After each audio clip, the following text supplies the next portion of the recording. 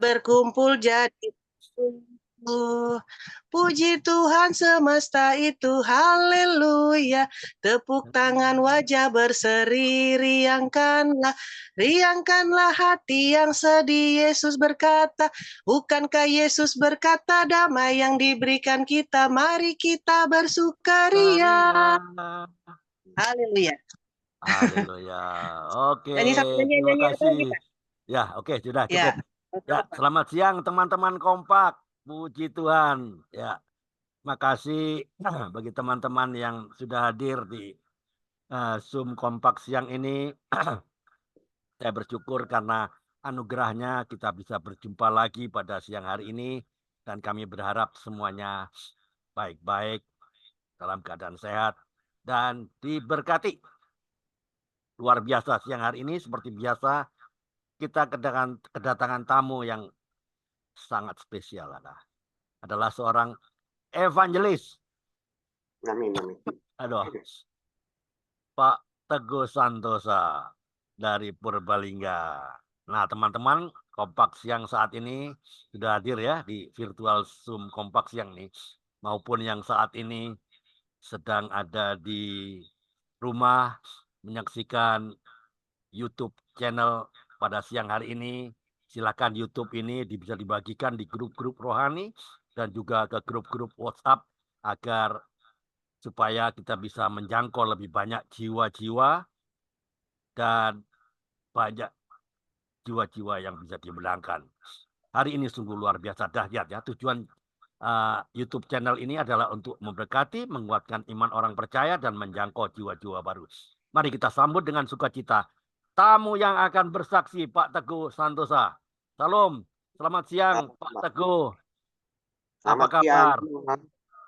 Puji Tuhan, baik Pak. Puji Tuhan ya, pada luar biasa. Sebentar saya masukkan ini.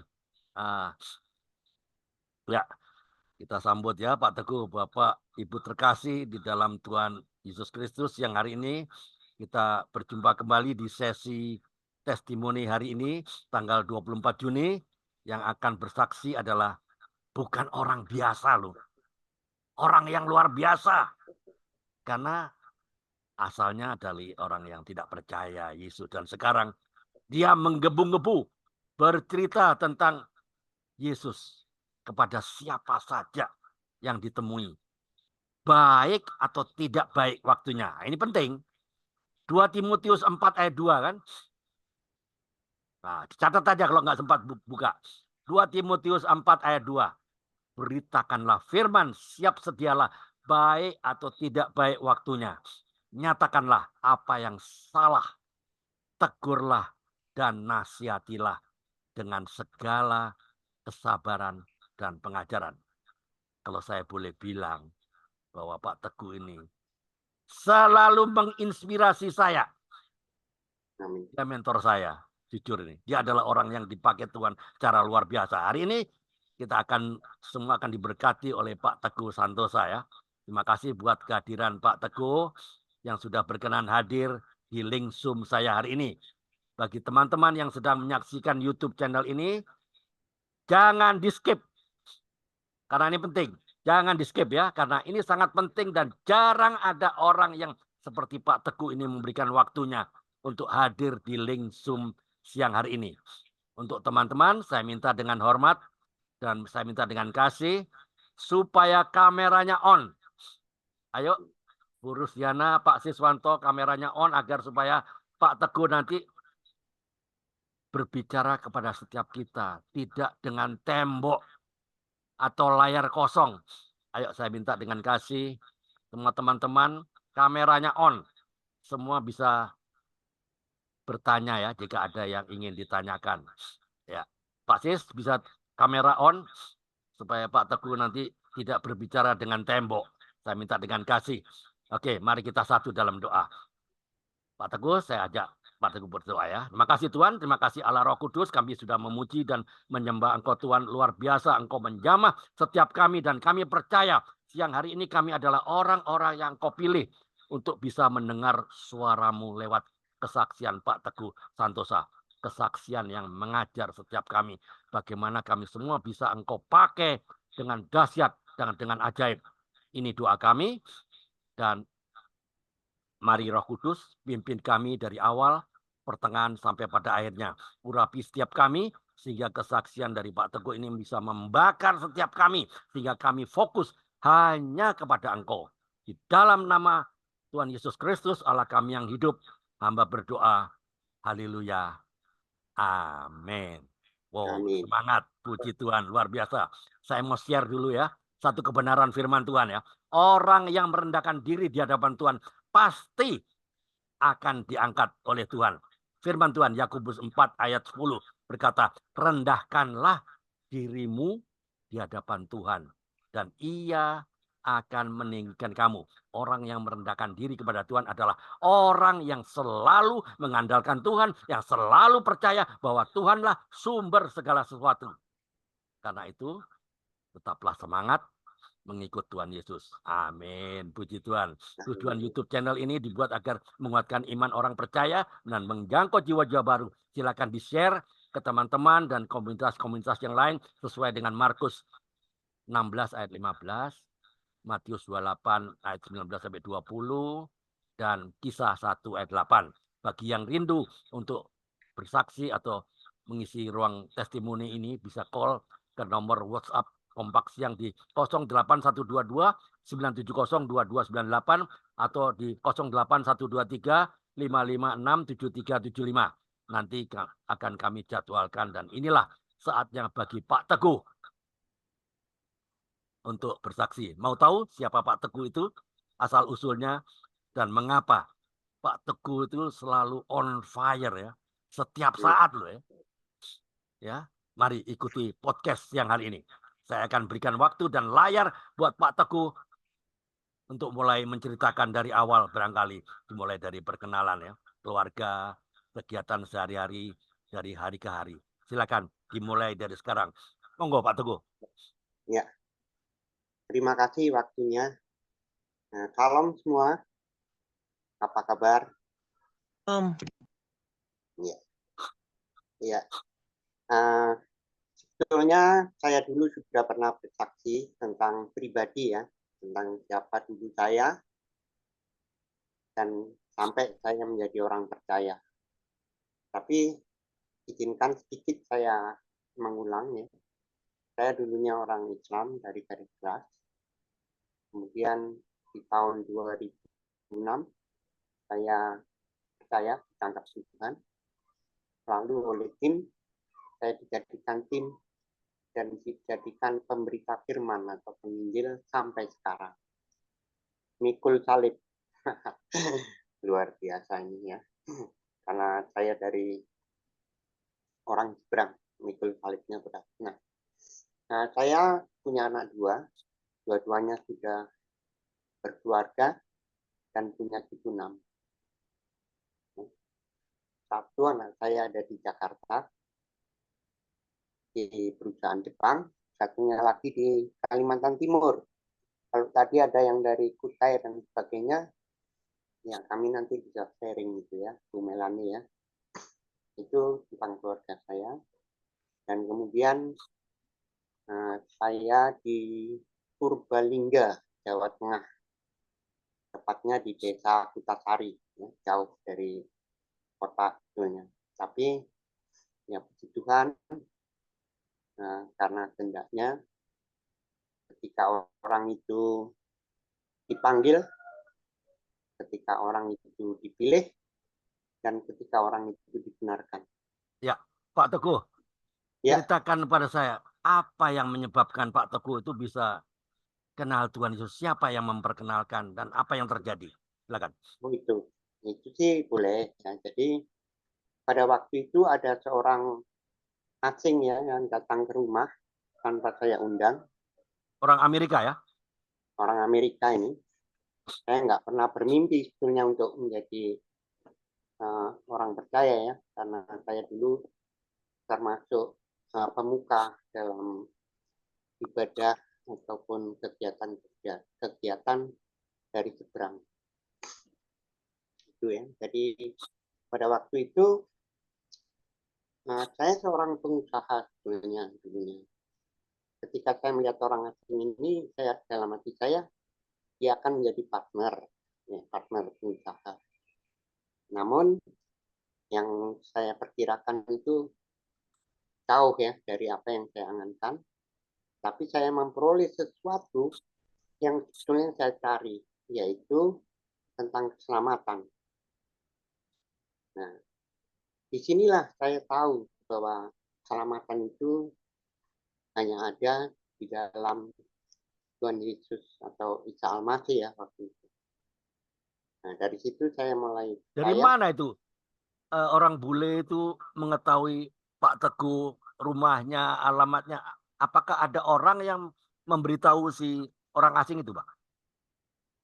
Ini yang aneh, Pak Andre. Jadi ada Oke. sesuatu yang aneh yang saya alami tanpa tanpa sebab, tanpa angin, tanpa hujan. Ada orang yang datang begitu saja. Dan saya tidak pernah mengundang ataupun mengerti siapa dia. Apakah Tapi orang itu pebisnis atau dia penginjil atau siapa dia tadinya? orang ini setelah saya tahu ternyata dia seorang misionaris, seorang penginjil lah. Oke. Seperti itu. Yang datang jauh dari Amerika ke Indonesia untuk menginjil.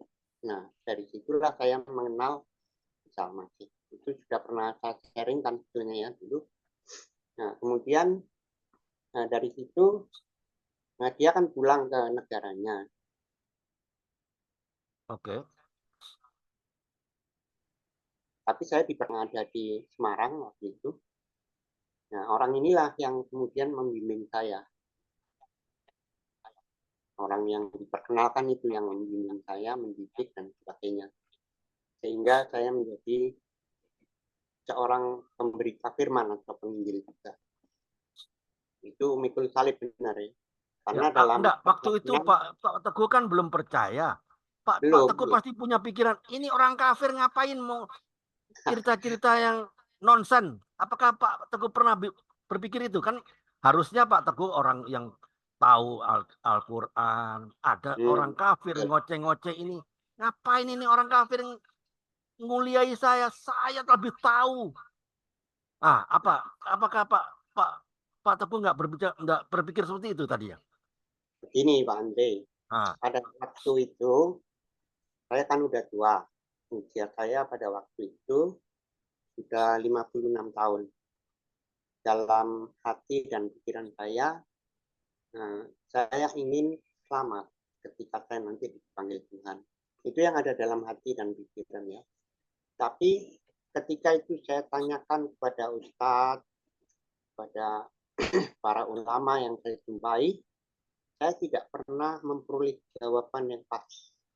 Karena jawaban mereka itu rahasia Tuhan lah, walau alam lah, dan sebagainya. Nah, itu kan nggak pas. Nah, kemudian orang misionaris ini, orang bule ini, bercerita, apakah kamu punya dosa? Intinya itu ya, dan saya bilang, pasti. Gitu. Pak, ingin dosanya diampuni. Nah, ini yang saya cari. Apakah Bapak dosanya ingin dihapus atau diampuni? Ini yang saya cari. Kan gitu. Ya. Nah, lalu dia bercerita, ada sosok yang bisa mengampuni dosa manusia. Nah, sosok itu adalah Yesus Kristus atau Isa Al-Masih. Nah, di situ kan akhirnya wah ini yang saya cari gitu toh. Ya. Nah, pas dengan apa yang saya angan-angankan selama saya hidup 56 tahun. Nah, dari situlah kemudian saya jadi percaya. Singkat ceritanya gitu. Jadi percaya. Nah, setelah saya percaya, saya dididik oleh teman dia yang orang bule juga untuk memberitakan Injil. Nah, saya beritakan pada keluarga. Ya. Ternyata keluarga saya, ya, istri, anak-anak saya menolak semua. Aduh, benar ini ya. Mereka menolak semua. Sampai pada puncaknya saya harus pergi dari rumah itu. Begitu Pak Andre. Itu tapi waktu saya, di mana? Di Malang ya? Di mana? Waktu di mana? Waktu ya, itu di Malang, di Malang ya? Ya. beritakan tentang Injil itu setelah saya dididik ya oleh namanya Pak Michael Kidman. Itu waktu di mana, Pak? Di Malang kan? Itu di Purbalingga aja. Oh, Waktu dari saya, Purbalingga ya? iya di Purbalingga. Ah, oke. Ya. Sehingga saya singkat cerita, saya harus pergi dari rumah itu. Saya bercerai, Pak. Oh, Anak saya itu menuduh yang enggak dengan saya, yang murtad dan sebagainya. Biasalah itu ya. ya. Nah, kemudian dari itu, saya divonis bahwa saya tidak berhak mendapat apapun menurut pengadilan agama Islam karena saya murtad, termasuk hak untuk anak-anak saya. Saya nggak dapat apa-apa. Tapi dalam hati saya sudah memperoleh apa yang saya cari selama saya hidup 56 tahun, yaitu tentang pengampunan dosa. Ya, itu tahun berapa, Pak Teguh? Kenapa? Itu tahun berapa terjadinya? Itu tahun 2006. Oh, 18 tahun yang lalu. Oke. Iya. Ya, 18. Oke, alright. Tahun yang lalu. Nah, kemudian Pasti perjuangan ya, Pak Teguh. sudah, Loh, Pak. saya ikut Tuhan kok masalah saya makin berat. Apakah Pak Teguh punya pikiran seperti itu? Sebetulnya ya, tapi apa yang saya dapatkan sesuai dengan janji Tuhan itu lebih dari itu semua, yaitu tentang apa yang saya lakukan selama saya hidup, yaitu tentang dosa tadi. Tidak ada satupun yang bisa mengampuni kecuali Tuhan Yesus. Nah, gitu kan. Nah, dari situ ada kelegaan hati, pikiran, maka saya bertekad. Oke. Untuk Bentar, jadi Pak Teguh. Teman-teman, ini adalah podcast ya, podcast testimoni. Bagi teman-teman yang mau bertanya terhadap narasumber, silakan buka mikrofon dan bertanya. Jadi tidak harus saya, tidak saya ada ribuan pertanyaan di saya. Nanti kalau saya bicara terus nanti tidak ada kesempatan bagi Anda semua. Ini mahal ini. Jadi narasumber ya, ini mahal. Jadi jika ada teman-teman yang mau bertanya apa saja mengenai kesaksian ini, kesaksian Pak Teguh dimenangkan, silakan buka mikrofon dan bertanya. ya Pak, itu Ya, silakan. nanti oke, mereka nanti akan bertanya, tapi izinkan saya meneruskan dulu ya. Jadi apa yang saya alami gitu. Nah, dari situ ketika saya sudah percaya, saya kan harus memberitakan gitu. Nah, dalam pemberitaan inilah yang dinamakan memikul salib itu. Luar biasa. 18 tahun saya sudah menjadi pengikut Yesus, memikul salib sampai sekarang. Nah, saat ini sebetulnya saya ingin sharing tentang apa yang saya lakukan dalam 18 tahun tadi. Itu. Jadi bukan masalah pribadi.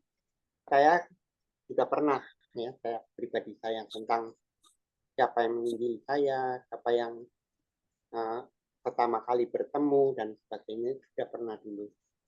Jadi hari ini saya ingin teman-teman atau rekan-rekan perjuangan ya menurut saya yang cinta dengan Yesus ya, karena orang percaya itu ada satu pertanyaan saya pada orang-orang yang percaya ini, yaitu bukti. Apa buktinya Bapak Ibu sebagai orang percaya, sebagai pengikut Yesus itu buktinya apa? Nah, ini pertanyaan yang nggak perlu dijawab sekarang, tapi itu pertanyaan yang mendalam dari saya. Apa bukti bahwa Bapak Ibu itu pengikut Yesus? Itu aja. Nah, Ya, yang ingin Pak Teguh ini bukan pengajaran, mohon maaf. Ini ya, hanya kesaksian saja. ya Jadi ini Pak Teguh nggak perlu bertanya, Pak. Dan kita ya, nggak perlu menjawab. Ini makanya ada nggak perlu dijawab. testimoni saja. Nggak Dijawab. apa-apa. It's okay. Jadi saya Jadi akan saksi ya, tentang apa yang saya lakukan. ya, Itu yang ingin saya sharingkan tuh apa yang saya lakukan selama ini. Nah, kami oke. kan dididik ya di dalam pengajaran karena sebetulnya orang yang percaya itu adalah seorang murid. Ini penting.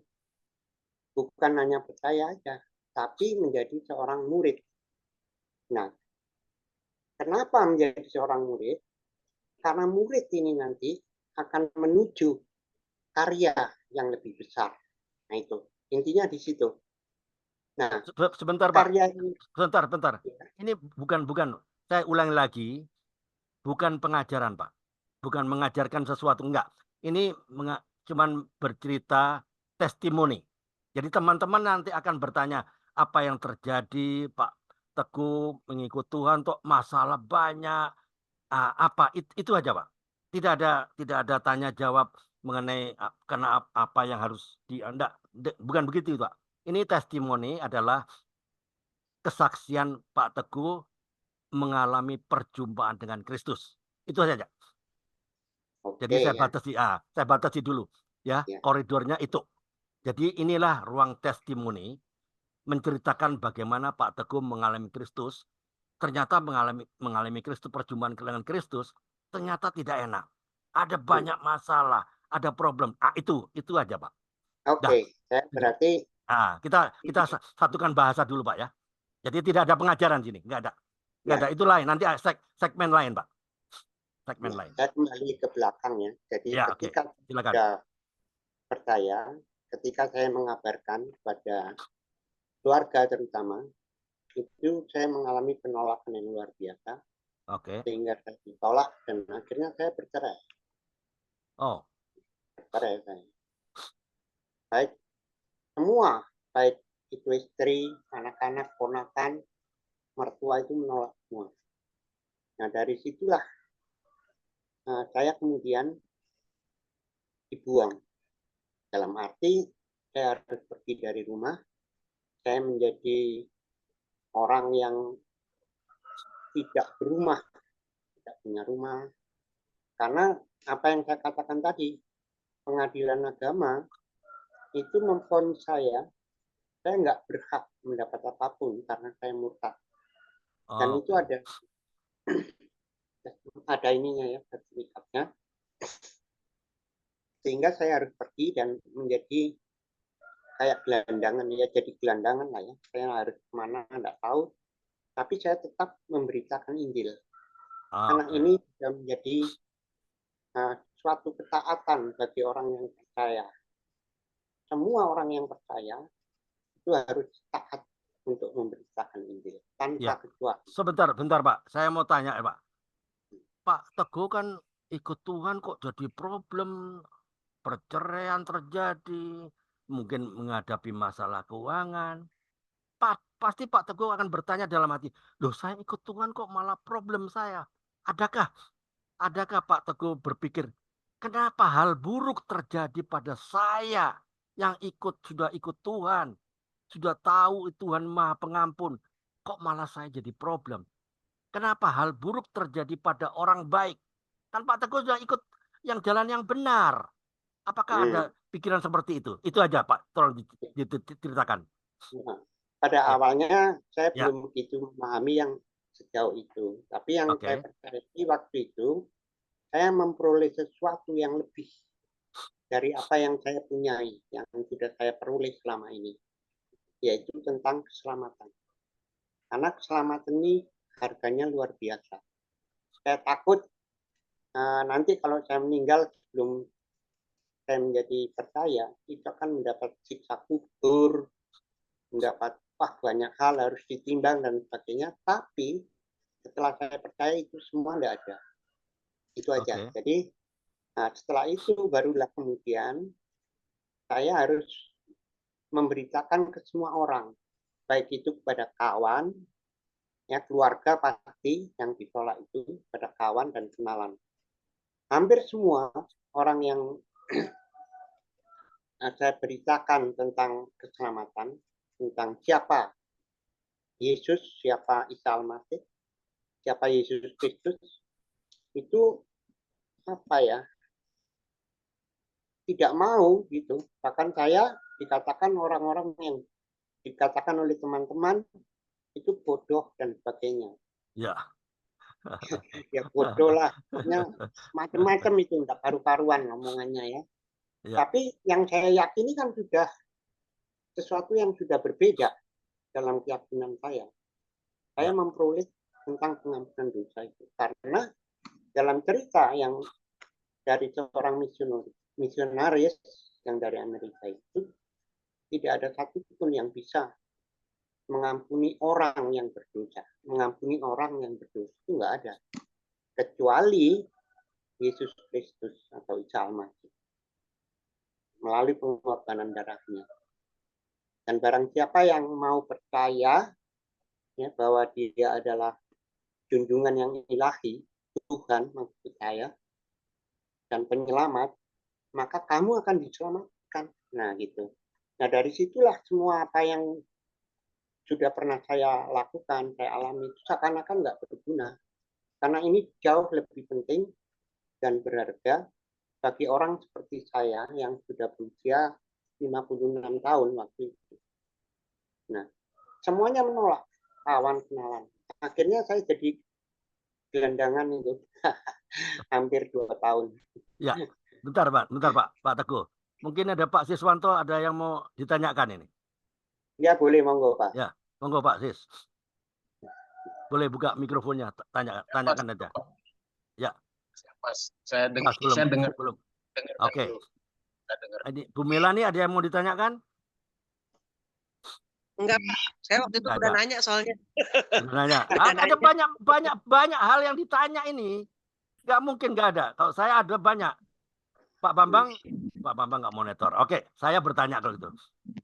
Pak Teguh, sebagai orang normal, Pak, bukan mengalami masalah. Mengikut jalan kebenaran. Ini masalah loh. Ini berarti jangan-jangan saya mengikut jalan yang nggak benar. Kok saya nggak ada rasanya kok saya masalah itu problem, dibuang, dikucilkan. Apakah Pak Teguh nggak pernah berpikir seperti itu? Ya seperti yang saya katakan tadi, sebetulnya ada ya. Tapi apa yang saya peroleh itu akan jauh lebih baik dari itu karena saya akan memperoleh keselamatan nantinya dan sudah disediakan tempat ya bagi saya di rumah Bapa. Nah itu lebih penting menurut saya yang sudah tua ya, itu jauh lebih penting daripada yang lainnya. Oke. Itu Pak. Oke. Waktu itu Pak Teguh pasti banyak tantangan dengan keluarga. Pak Teguh kan pasti akan bercerita dong. Ini pengampunan loh, ini jalan yang benar loh. Apakah Pak Teguh sempat menceritakan itu? Nah itu Pak, tadi saya sudah bilang, ketika saya menceritakan apa yang saya peroleh tentang manusia yang mendapatkan dosa karena pengorbanan darah dari Yesus Kristus, semuanya menolak. Aduh, benar. Istri, anak, ponakan, mertua menolak semua.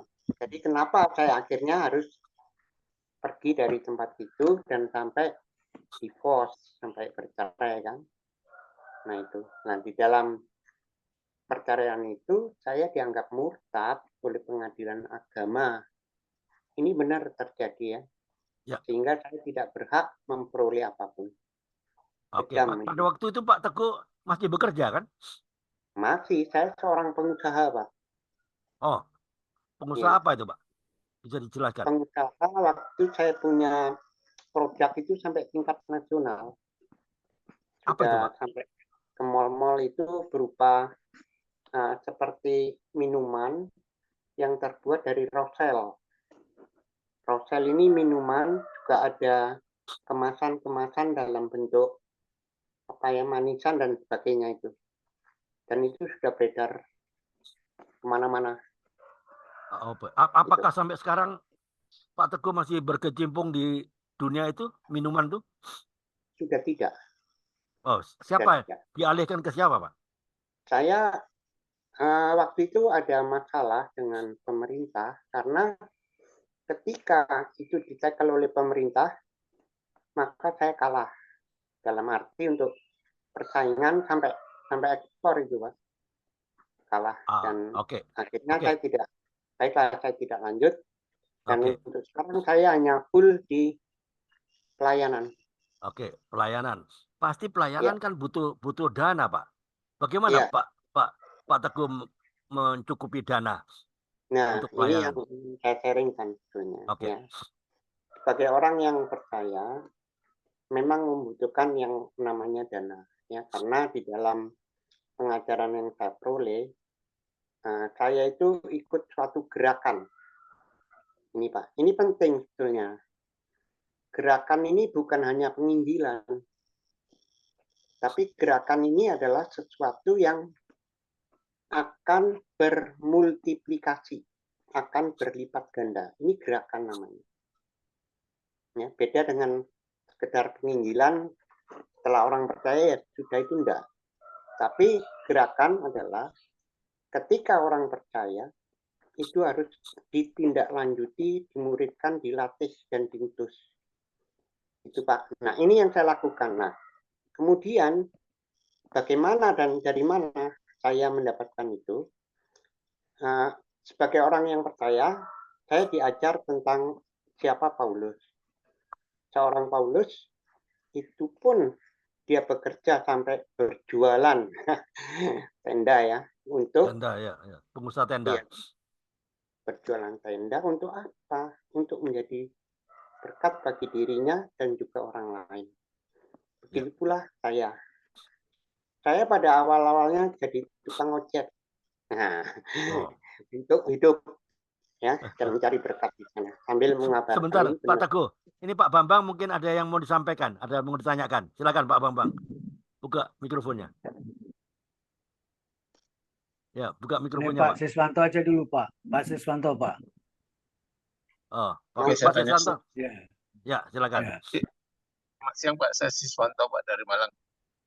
Saya bicara dengan Pak, siapa nih Pak ya? Pak, sorry Pak tadi. Pak Teguh Santosa. Oh, Pak Teguh Santoso. Oke Pak.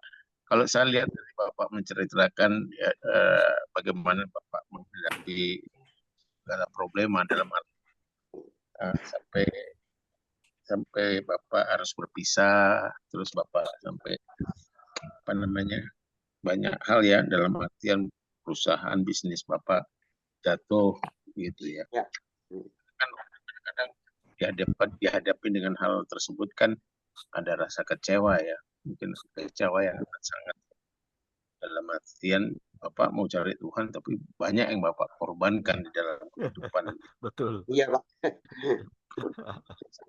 Itu kan ya, kalau orang yang imannya tidak terlalu ini mungkin dia berpikir saya sudah berkorban untuk ini tapi kok saya hanya mencari Tuhan aja harus saya korbankan segala sesuatu. Ada rasa kecewa yang amat sangat enggak Pak ya pada saat itu, dan kiat apa yang Bapak hadapin dengan kondisi seperti itu, karena tidak semua orang imannya kuat. Umum aja Pak, yang orang-orang yang dalam rumah tangga Pak, membuat mental mereka sampai ambruk. Pak Sis, mikrofonnya kurang dekat, Pak Sis. Suaranya kecil. Saya tangkap Pak. Mikrofonnya kurang dekat. Mikrofonnya dekat lagi. Kan itu aja yang bisa saya sampaikan. Pak Teguh tadi sudah jelas yang saya sampaikan. Nah, saya cuma ingin tahu aja kondisi dalam keadaan kondisi pada saat itu. Terima kasih Pak Teguh. Ya baik Pak. Nah begini Pak. Sesungguhnya pada waktu itu ya ada rasa kecewa yang luar biasa. Tapi melalui apa yang diajarkan oleh mentor, oleh guru besar saya, ya, yaitu Pak Michael Sigmund, tentang pemuridan, saya merasakan sesuatu yang berbeda. Dalam arti begini, kekecewaan saya yang paling berat adalah ketika saya harus berpisah dengan keluarga saya, istri dan anak-anak saya, dan saya tidak berhak mendapat apapun itu secara hukum.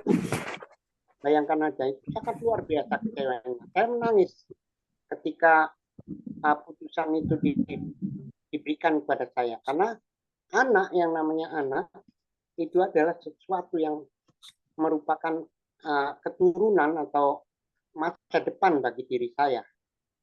Saya punya 2 orang anak, Pak, waktu itu. Ketika saya percaya itu, 2 orang anak saya ini sudah sarjana dua-duanya, Pak. Betapa menyakitkan. Ya. Tapi dari pengajaran yang saya peroleh dari mentor atau guru yang mendidik saya, itu terobati. Kenapa? Karena di dalam pengajaran-pengajaran itu ada sesuatu yang tumbuh dalam diri saya, ya, yang ternyata seperti saya katakan tadi, saya memperoleh sesuatu yang melebihi semuanya itu. Saya tidak ingin menceritakan tentang pengajarannya kayak apa ya, karena itu panjang lebar. Tapi itu yang saya peroleh. Nah, sehingga apa yang saya alami waktu itu tidak sebanding dengan apa yang saya peroleh. Ya, pada saat dosa-dosa saya sebagai manusia itu mendapat ampunan, dan saya nanti ketika saya dipanggil oleh Tuhan, saya disediakan tempat yang luar biasa. Amin. Ini yang membuat sesuatu yang berbeda dalam kehidupan saya, sehingga saya bertekad, ya, apapun yang terjadi, saya akan tetap mengikut Kristus, mengikut Yesus, mengikuti Salmasi, ya, dan saya harus memberikan apa yang saya peroleh ini kepada banyak orang, baik itu keluarga saya, walaupun saya ditolak, teman-teman saya, ataupun kenalan saya. Gitu, Pak, jawabannya ya. Jadi ada sesuatu yang membuat saya begitu kuat untuk menerima ini, bukan karena saya orangnya kuat sekali itu, bukan itu, tapi sesuatu di dalam yang menguatkan itu. Terima kasih, mungkin itu Pak yang bisa saya jawab. Oke Pak Teguh, Ya. waktunya tinggal 3 menit nih Pak. Apa Saya sih? kasih Pak. satu pertanyaan lagi. Waktunya tinggal 3 menit. Ya. Silakan Pak Bambang, monggo. Pak Teguh, saya tambah Iya. sedikit. Coba. Ya Pak, silakan Pak. Teguh, Monggo, Pak. sudah berapa tahun membujang, Pak? Saya membujang waktu itu cuma 2 tahun, Pak. Cuma 2 tahun. Ada cerita sedikit begini. Saya membujang itu 2 tahun, dan pada waktu itu saya kan tetap memberitakan, menginjil. Karena sudah dijadikan pemberita Injil, menginjil pada seseorang, dan orang ini terbuka, ya, responnya bagus, kami tindak lanjuti, percaya, gitu. Seorang wanita ini. Yang lain-lain sudah pernah ada yang percaya, pernah dipermandikan. Tapi satu orang ini, menurut saya, waktu itu saya berdoa, ya Allah, ya Tuhan, kalau memang saya harus berumah tangga lagi, kiranya Engkau temukan saya dengan orang yang seiman. Tapi orang ini tidak seiman. Dia orang Islam juga, ya, seorang kiroah. Ya, tapi kalau Tuhan menghendaki, apapun terjadi. Akhirnya ada hubungan, selain penginjilan, ada hubungan istilahnya yang bertautan dengan hati, dan akhirnya saya menikah dengan anak ini. Yang sekarang anak ini menjadi orang yang sangat luar biasa untuk kehidupan saya, ya. Di samping istri, dia seorang kiroah, kemudian dia menjadi pelantun lagu-lagu rohani Kristen sekarang, dan dia juga berpendidikan, ya, S2 lagi ya? sekolah. S2 lagi. Ya, S2 sekarang. Wah, ini kan berkat Tuhan yang saya nggak mengira sama sekali. Karena apa? Sama orang tua dari perempuan ini saya ditolak, Pak. Tapi akhirnya karena ini memang rencana Tuhan, saya memberanikan diri untuk melamar dia, dan saya menikah secara Islam. Sampai sekarang nikah saya Islam, ya, masih nikah saya itu masih Islam sampai sekarang. Nah, cuma itulah anugerah Tuhan bagi saya, doa saya dijawab, dan anak ini menjadi orang yang luar biasa bagi kehidupan saya, bagi pelayanan, juga bagi banyak orang. Nah, mungkin itu Pak Oh ya sudah, syukur kalau gitu Iya. puji. Jadi kalau belum nanti tanya Pak Bambang, Pak, banyak tuh Pak ilmunya Pak Bambang tadi. Saya mau agak heran ini Pak, saya sama Pak Putra ini. Gimana? Perjalanan herannya begini. Waktu Iya. Bapak mengambil langkah keputusan meninggalkan keluarga istri yang pertama itu berapa tahun jadi Kristen, Pak? Atau masih Islam? Pak, bisa Saya- dibuka kameranya Pak Bambang. Oh Saya- iya. Itu Pak, yang Iya, Pak. meninggalkan baru Istri berapa yang- tahun, sekitar 2 tahun Pak, saya mengabarkan ke keluarga ditolak itu, dan saya harus meninggalkan keluarga saya. Baru 2 tahun, saya percaya. Ya tahun-tahun 2 tahun kurang lah, gitu. Bapak ikut Kristen Oh, waktu itu? bukan kami begini Pak. Jadi yang kami pelajari bukan berubah menjadi Kristen, tapi saya adalah pengikut dari Yesus Kristus, pengikut Isa Al-Masih, bukan tentang kekristenannya, tapi tentang pengikutnya yang melakukan, yang Ya, enggak. melakukan. Ya, maksud saya bukan Bapak orang Kristen, Ini, bukan. Ada telepon ini, istri nelpon. Bentar, Maksud kami saya, ya. Bentar. ya. Silakan, Halo. silakan.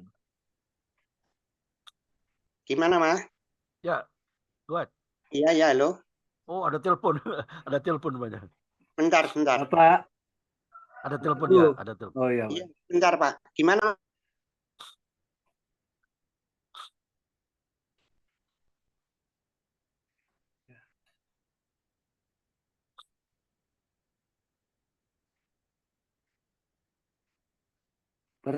Pertanyaan saya Ada udah telepon panjang, sebentar Pak. dari Oh istri ini. iya. Di Purwokerto nih. Ya, lanjut Pak. Pak Teguh. Lanjut Pak Bambang. Ya, jadi begini Pak Andre. Ini suaranya jadi kecil sekali ya. Suara saya Pak ya? Enggak, suaranya Pak Teguh. Oh, Saya dengar bagus. Saya dengar bagus, jelas Pak. suaranya Pak Teguh. Jelas Pak. Saya Enggak harus apa-apa. keluar sebentar, nanti masuk lagi ya Pak ya. Ah, ya. Oke. Ya. Ya, Ini suaranya ini nyambung Karena nih. terima Ini- telepon tadi. Terima Iya. telepon tadi. iya. Tapi Gimana saya ini dengar caranya? bagus. Saya dengar bagus, Pak. Begini Pak Andre, kalau kita menyatakan, kalau menurut saya ini, untuk menyatakan sebagai pengabar Injil atau misionaris istilahnya begitulah, untuk memberitakan, itu harus memiliki dasar-dasar yang kuat. Jadi harus kita dilengkapi lah, meskipun bagaimanapun kita harus dilengkapi dasar pengetahuan tentang kebenaran Allah. Ketika kita menyampaikan berita kebenaran Allah yang benar-benar adalah Allah, tetapi hidupnya nggak benar, itu kan jadi lucu, Pak. Begitu, Pak Andre. Maksud saya itu begitu. Jadi kalau mau mengabarkan kebenaran Allah, kita harus dibekali dengan hidup dengan kebenaran Allah dulu. Baru. Jangan ketika kita mengabarkan kemudian ditolak begitu sebentar, saja Bambang. terus Pak mundur. Bambang, Ya, Pak. jangan ke saya, tanya ke Pak Teguh. Pak Teguh sudah lengkap, dia sudah lengkap. Ya. Sudah lengkap. Karena saya tahu persis. Saya tahu persis dia sudah lengkap pengetahuan bagaimana dia menginjilin. Bahkan dia sudah evangelis, Pak. Jadi Enggak, iya, Pak. sebentar. Sebentar, Pak Teguh bisa dengar saya? Ditujukan ke Pak Teguh saja, ya. Karena narasumber adalah Pak Teguh. Ya. Pak Teguh bisa dengar saya? Pak Teguh bisa dengar saya? Halo, ini suaranya kok jadi kecil ya? Saya Saya keluar dengar dulu bagus, ya, sebentar ya. Nanti dengar masuk bagus, lagi, Pak. sebentar. Ya, oke. Karena terima telepon jadi kecil dia. Ya, nanti ditanyakan aja Pak Bambang. Dia sudah lengkap dia. Dia lengkap. Lengkapnya gimana? Lengkapnya Nah, itu gimana, Pak? tanya dia. Kalau saya ngomong nanti ada yang miss. Nanti tanya dia. Enggak apa-apa, disampaikan aja apa yang Bapak Saya dengar nggak tadi. bisa, saya Kalau tidak punya Pak Andre kata. kapasitas. Saya tidak punya kapasitas untuk itu. Jadi tanya sama narasumbernya, Pak. Saya bukan narasumber, tapi saya tahu persis dia. Ya, tunggu Nah, aja. saya tahu persis itu. Silakan. Nah, jadi nanti tanya Pak Teguh. Saya tidak punya kapasitas untuk menjelaskan. Walaupun saya tahu. Ya, silakan tanya sama Pak Teguh. Mungkin Pak Teguh lagi keluar, dia ada terima telepon jadi kecil suaranya. Sudah masuk, sudah Oh, normal. Oh iya, normal ya. iya, Oke. Oke, ini ada pertanyaan Pak Bambang ya. menarik. Silakan Pak Teguh. Monggo. Pak Ya. Bambang. Silakan. Nah. Pertanyaan saya, Pak, saya bingung dengan keadaan Bapak tadi itu. Dan sekarang pun masih Islam, tapi mengabarkan kebenaran firman Allah, yaitu mengabarkan tentang Yesus Kristus gitu loh, tentang Alkitab. Itu maksud saya, kok sampai Bapak bisa menyatakan Kristen saya dia, Pak. Sudah Kristen dia. Bentar. Saya yang jawab, Pak. Silakan, Tadi katanya nikah dengan Islam, Pak. Nikahnya Islam, betul ya. Tapi belum kemudian belum selesai. Nikahnya Islam, terus Kristen ya, gitu, Pak. Mohon disimak dulu. Nikah saya memang Islam. Pelan-pelan, Pak Bambang. Dengar dulu baik-baik. Iya, betul. Silakan, Pak. Ya. Nih ya, ketika kami menginjil, memberitakan Injil dengan istri waktu itu ya, yang masih nikah Islam ini, ada orang yang kami injili itu dari LDII, dari Lembaga Dakwah Islam. Ternyata orang LDII ini sangat tahu tentang Injil. Nah, kami kan jadi malu. Ya toh? Jadi malu, Pak. Karena apa yang kami beritakan itu dibantah semua dengan dogma-dogma doktrin yang dari Alkitab sendiri. Sehingga kami memutuskan kalau begitu kami harus belajar secara formal, yaitu kuliah. Nah, gitu. Nah, ketika kuliah inilah, maka istri saya itu mendaftar di suatu STT, Diakonos namanya, dan semua itu persyaratannya harus Kristen, gitu. Maka kami mengubah segalanya, mulai dari KTP, ada surat baptisan dan sebagainya. Kemudian kami mendaftar di STT itu setelah kami memperoleh identitas kekristenan. Nah, itu Pak. Jadi jangan salah ya. Memperoleh itu sampai 5 tahun kemudian istri saya selesai. Ya, dari STT itu. Sudah Kristen berarti itu. Kemudian dari situ meneruskan ke master. 2 kali dia master sebagai master MPD di Jogja. Dan sekarang sedang tesis master teologi di STBI Semarang. Nah, jadi bukan berarti kami tetap Islam. Tapi jadi Bapak sudah Kristen? Secara pribadi sudah. Tapi nikah saya masih nikah yang Islam. Surat nikahnya maksudnya. Masih surat nikah yang Islam. Nggak jadi masalah bagi kami. Nggak, yang tadi, istri yang pertama tadi, Pak, ditinggalkan. Cerai, Pak, ya? Oh iya, cerai. Kami sudah nggak berhubungan sama sekali. Nah, namun demikian, Pak, dari anak istri yang pertama itu, 11 tahun setelah saya percaya, 1 anak saya menjadi orang percaya. Tapi yang di Jakarta. Kenapa Bapak cerai, Pak? Saya cerai karena saya menjadi Kristen. Dari yang istri pertama itu kan, kami dulu itu donatur Pak Islam kuat. Ya, jadi karena istri tidak Kristen jadi Bapak cerai kan? Bukan begitu. Justru keluarga dari istri saya, anak-anak saya, paman, mertua, itu menolak semua ketika saya percaya Yesus. Nggak mau dia.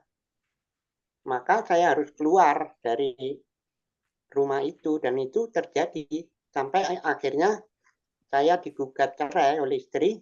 Dan dalam perceraian itu saya tidak berhak mendapat apapun. Itu Pak. Ya, tapi sebenarnya ajaran Kristen itu tidak boleh cerai loh Pak. Cerai mati baru. Loh, saya Kristennya nggak cerai Pak. waktu saya diceraikan istri itu kan istri saya Islam.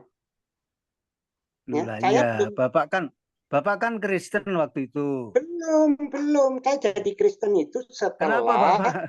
Nah, ini dulu dengar dulu. Itulah masalahnya Bapak yang saya Gini, dengarkan tanyakan. dulu, Kenapa Pak. Bapak tidak bisa mengkristenkan istrinya gitu loh?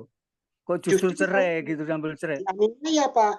Saya dianiaya karena saya baru orang percaya dan belum memproklamirkan menjadi Kristen secara agama. Saya cuma menjadi pengikut dari Yesus sebagai Isa Masih.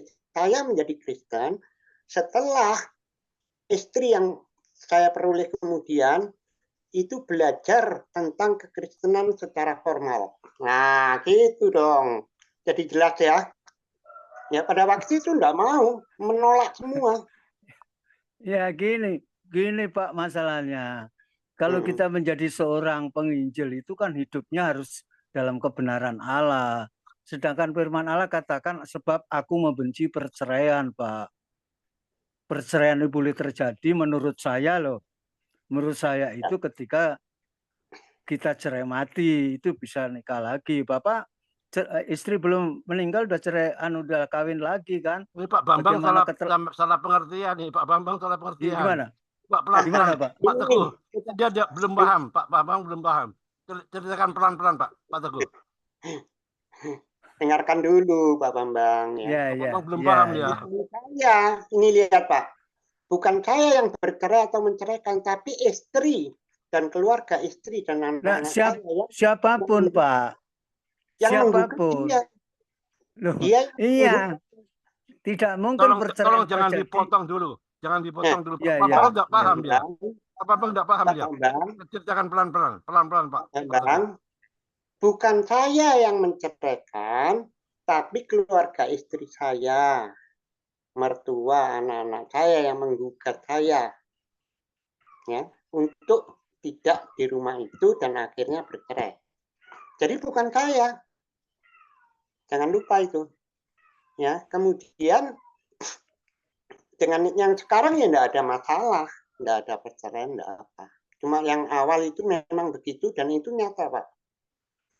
Baru 11 tahun kemudian anak saya yang pertama, yang dua anak saya ini kan sudah jadi sarjana, Pak, ketika saya percaya itu. Dan saya orang baru percaya waktu itu, bayangkan. Belum begitu memahami, belum begitu tahu banyak tentang apa yang sebenarnya ada di Alkitab. Beda dengan sekarang, beda jauh. Ya, orang baru percaya. Ya itu, Pak. Iya, Kan saya tahu, Pak. Jangan belum diajar seperti Pak Andri katakan saya tidak tahu. Saya tahu, Pak. Apa yang Bapak ceritakan itu tahu. Persoalannya yang saya tanyakan itu mengapa terjadi perceraian dengan istri pertama itu? Perceraian perceraian yang nanti dulu, Pak. Ini Pak, dengarkan. Yang menceraikan itu tahu saya. Bukan saya. Dan itu iya. Gini, Pak. Kita itu sebagai kepala rumah tangga tidak mungkin kita ceraikan istri kalau kita tidak ada kesepakatan tentang itu. Karena ketidakmampuan kita. Saya ulangi. Saya tahu bukan Bapak saya diceraikan oleh istri. Tapi, saya tahu.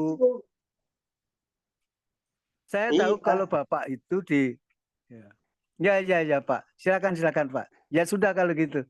Terima kasih. Tuhan memberkati. Ya. Ya, cukup itu, Pak. Pak, bukan saya ya. Jadi Pak Bambang salah dalam ini. Bukan saya. Bukan dari saya. Tapi dari pihak istri dan keluarga semuanya yang menggugat ke Pengadilan Agama Islam dan itu dikabulkan. Begitu. Jadi betapa saya merasa kecewa berat ya karena apa yang diputus oleh hakim, oleh pengadilan itu sangat luar biasa. Sehingga saya tidak dapat apapun, tidak berhak memperoleh apapun. Gitu, Pak Bambang ya. Jangan salah ya. Ya, Pak. Saya tahu, Pak. Ya, terima kasih. Kalau menurut saya sih tidak benar, Pak. Tidak benar, kurang benar. Yang tidak benar. Menurut kepercayaan saya, perceraian itu tidak disukai Tuhan, Pak. Itu maksud saya. Itu aja. Dia perkawinan pertamanya bukan Kristen, Pak. dia perkawinan Islam. Iya, Pak. Siapapun, Pak. Bagaimana kita menjadi keteladanan? Kalau hidup kita telah menceraikan istri kita, Ya, bagaimana bukan kita Pak. masih hidup? Bapak salah, Masih Bapak salah.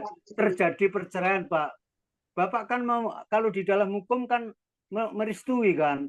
Timbulnya ke satu perceraian itu kan karena ada kesepakatan yang berdua. Loh, Di pengadilan iya. agamanya. Bukan saya merestui, enggak. Di pengadilan Iya, agama. kalau Bapak tidak ACC kan berarti mungkin Pak, tidak bisa di pengadilan itu. Saya tahu itu Pak prosesnya. Saya bilang, dan itu terjadi pada diri saya. Terjadi itu Pak. Sah. Ini pun juga terjadi pada saudara saya Pak. Iya. Ya, saudara saya itu boleh terjadi perceraian diketok di dalam pengadilan itu ketika suaminya mengiyakan. Kalau tidak ada itu dia dianggap tidak cerai sah itu, meskipun dinyatakan sah dia, tapi ada, ya. Secara hukum Islamnya ada. Jadi saya nggak bisa berbuat apa-apa. Akhirnya dengan kecewanya berat sekali, nggak kira-kira itu Pak. Itu yang saya alami. Sangat luar biasa. Sangat luar biasa. Kecewa yang nggak kira-kira. Ini Pak, proses dalam pengadilan itu Pak ya. Ini yang istri yang menceraikan. Ketika dipanggil 2-3 kali terakhir, maka dinyatakan itu setuju meskipun dia tidak tanda tangan, Pak. Itu dalam hukum pengadilan, dalam perceraian yang menggugat istri loh. Tahu. Itu, Pak. Nah, ini maksud saya ini bagaimana untuk memperbaiki di dalam Bapak kan sebagai penginjil, Pak. Iya, mempersiapkan diri untuk hidup. Nah, itu maksud saya. Dulunya sebelum jadi penginjil, saya hanya pengikut aja yang belum tahu apa-apa. Karena saya orang lahir baru, toh. Orang yang lahir baru dari Muslim, kayak Islam itu enggak. Bapak lahir baru waktu itu ya? Belum, dulu bukan penginjil dia, Pak. Penginjil kan baru. Awalnya belum. Awalnya belum, Pak. Jangan salah. Jadi, itu suatu proses yang sebetulnya mau saya sharingkan di dalam kesaksian saya ini, bagaimana saya akhirnya menjadi seorang pemberita firman atau penginjil hingga sekarang. Tapi Pak Andre tadi membatasi jangan itu. Sebetulnya itu yang ingin saya sharingkan ini. Tapi ya enggak apa-apa lah ya kalau saya belum sempat menyaringkan itu. Tapi intinya begitu Pak Bambang ya. Jadi karena pada waktu itu saya baru lahir baru lah ya, belum tahu. Nol. Saya berangkat itu dari minus, bukan dari nol. Minus, saya nggak tahu apa-apa. Nah itu, baru-baru itu.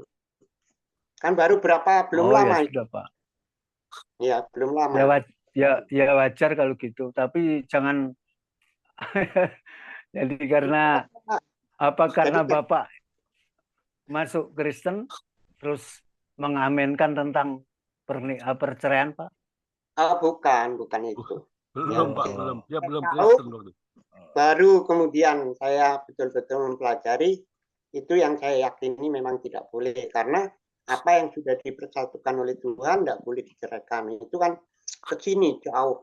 Setelah saya belajar pemuritan dan sebagainya, baru saya mengerti banyak, karena pertumbuhan iman saya itu bertahap-tahap.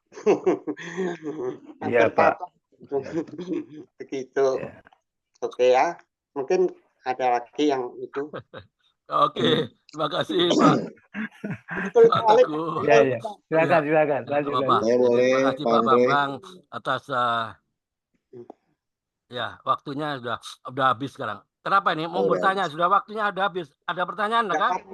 Boleh dong. Boleh sedikit boleh. Ya oke, boleh satu pertanyaan Pak ya. Dari tadi saya kasih waktu untuk bertanya, nggak bertanya. Waktunya sudah habis, bertanya. Oke, silakan Pak. Siapa nih? Saya? Ya, silakan. Ya. Soalnya penjelasannya terlalu panjang sih Pak, jadi mau bertanya kesempatannya belum ada, pas sessionnya udah waktu butuh habis baru ada. Tapi gini, salam kenal dulu ya. Saya dari Manado, Pak siapa nih Pak Teguh, Tuhan berkati. Pak Teguh, Amin. saya bersyukur sekali Pak, karena bagaimana kalau kami kan di daerah yang kantong-kantong Kristen ini kan begitu leluasannya kami di dalam kegiatan ibadah bahkan penginjilan. Iya, iya. Dan kalau Bapak melakukan penginjilan itu, saya sangat bersyukur, salut, Tuhan buka Bapak untuk ke ini. Nah, saya mau tanya Pak, Iya. waktu Bapak menjadi pengikut pengikut Yesus, Isa Al-Masih, tapi belum Kristen, kira-kira pandangan Bapak yang waktu menyampaikan penginjilan itu, patokan Isa Al-Masihnya dari mana Pak? Maksudnya Isa, bukan Isa, maksudnya pengertian Isa itu adalah Yesus di dalam Kristen, atau Isa yang masih di agama Bapak yang sebelumnya? Iya. Itu aja satu pertanyaan saya. Terus saya mau kasih kesimpulan bahwa ini saya ikut tadi perdebatan, bukan perdebatan sih, nggak tahu ini tanya jawab atau share. Memang secara administrasi gereja, ya orang yang berstatus dalam perceraian, iya tidak duduk di dalam suatu lembaga, katakan itu tua-tua, penatua dan sebagainya contoh. Tetapi saya rasa itu secara pribadi karena kasih karunia Allah Bapak, itu tidak membatasi orang dalam status apapun sebelumnya untuk menjadi kesaksian bagi orang lain. Jadi saya dukung Pak Teguh untuk terus berkarya, terus kebenaran firman Tuhan, walaupun status legalitas kita di dalam tanda kutip sebab di jemaat maupun gereja itu memang karena aturan gereja. Tapi hal ini jangan membatasi Bapak untuk terus, apalagi di daerah-daerah yang membutuhkan banyak sekali itu perusahaan kerjaan surga. Itu aja Pak yang pertanyaan satu tadi singkat aja. Makasih Pak Andre, makasih Pak. Terima kasih Bapak. Jadi pada waktu awal ketika saya berusaha, kan saya baru ya, berusaha menyampaikan itu dengan Isa Al-Masih. Nah, Isa Al-Masih ini kan sudah dikenal, Isa yang namanya Isa ini sudah dikenal oleh teman-teman orang dari seberang ya. Isa itu dikenal. Itu pun kalau secara Al-Quran dikatakan banyak sekali disebut nama Isa. Melebihi apa yang disebut nama Muhammad. Dan ternyata dalam pengertian Isa yang saya tahu di situ, ada surat Maryam, ada Al-Zukhruf, ya toh? Ada Ali Imran. Nah, dari situ yang namanya Isa ini orang yang berkuasa, baik di dunia maupun di akhirat. Ya. Dan kami yakini bahwa hanya Isa yang nanti akan bisa mengalahkan Dajjal. Nah, itu kami awal-awal ya. Dengan kekurangan ketidaktahuan kami bercerita apa yang kami tahu di dalam agama kami sebelumnya. Ternyata Isa itu sangat luar biasa. Itu awal sebelum kami menjadi orang Kristen ya. Baru jadi orang baru percaya. Nah, dari situ kemudian memang ada yang percaya, yang menolak luar biasa ya, nggak mungkin kalau yang namanya Isa itu adalah Tuhan, itu nggak mungkin, karena dalam satu surat Anas itu Tuhan itu nggak diperanakan dan tidak beranak, itu toh. Apalagi kalau saya cerita tentang siapa yang dimaksud Isa di dalam situ, di dalam surat Maryam juga dikatakan bahwa Isa Al-Masih itu adalah Isa ya, bukan Al-Masihnya belum ada. Itulah satu-satunya orang yang tahu tentang hari kiamat. Nah, saya meraba-raba itu. Yang tahu tentang hari kiamat hanya Allah, hanya Tuhan, nggak ada yang lain. Ya kan? Dan yang berkuasa baik di surga maupun di dunia itu hanya Isa.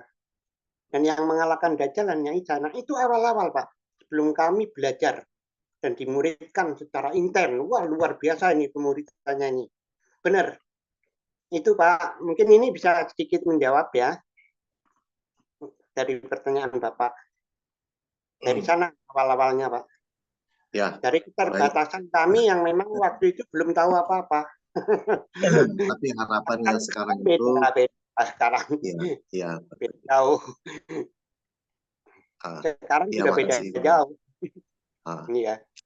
Ya, harapannya pemahaman sekarang itu Wah, sudah beda sekali ya. Isa Sangat. ke Yesus Kristus, Pak, ya. Iya. Karena walaupun secara literasi, Pak, memang ada kesamaan yang merujuk, tapi secara konteks adalah beda. Kira-kira. Saran aja. Tuhan berkati. Silakan lanjut. Amin. Shalom. Oke. Terima kasih Pak Stanley. Sama-sama. Memang waktunya nggak banyak ya. Jadi ya. Isa Al-Masih sama Yesus Kristus beda, tahunnya beda. Tapi untuk pintu masuk memenangkan jiwa itu mungkin lebih bagus, lebih lewat Isa Al-Masih. Pemahamannya harus pintu masuk, tapi nggak beda. Zamannya beda. Beda. Kan lahir di bawah pohon kurma. Mana sama? Nggak sama. Tapi kan pintu masuk untuk memenangkan jiwa lewat situ nggak masalah. Ya, mungkin waktunya tidak banyak lah ya. Terima kasih atas pertanyaan Pak Stanley. Ya. Pak Andre, boleh saya bicara sedikit ya?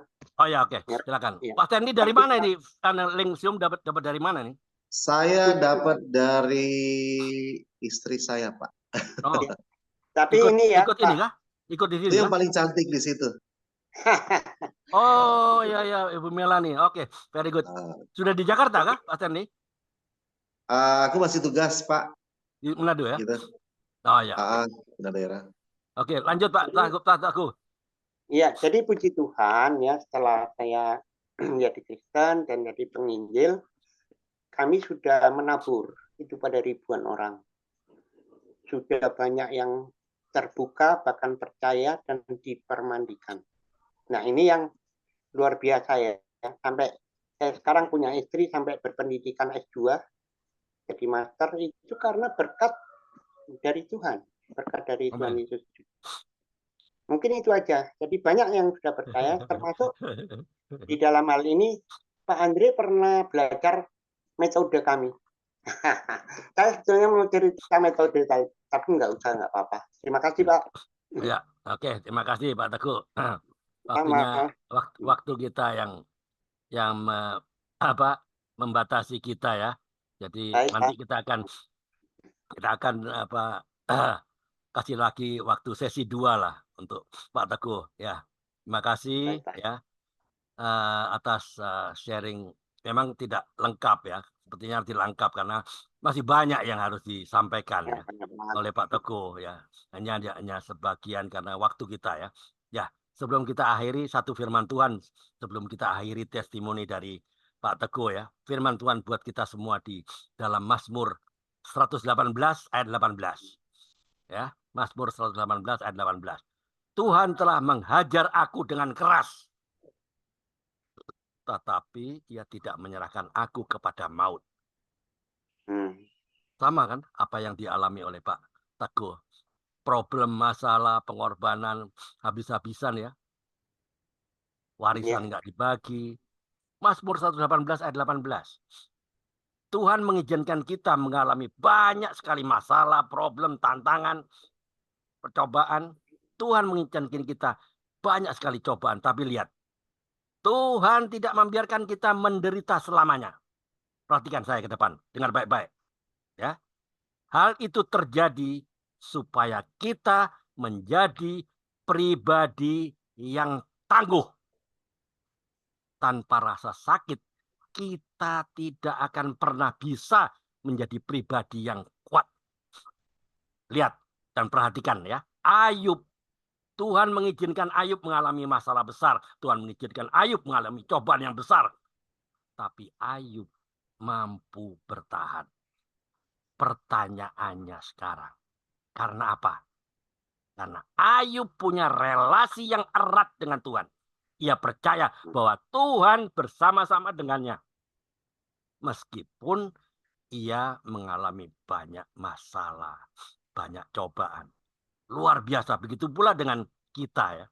Kalau kita mampu setia, walaupun kita sudah mengalami banyak masalah, kita sudah mengalami banyak cobaan, Tuhan pasti akan memberkati kita seperti Tuhan memberkati Ayub.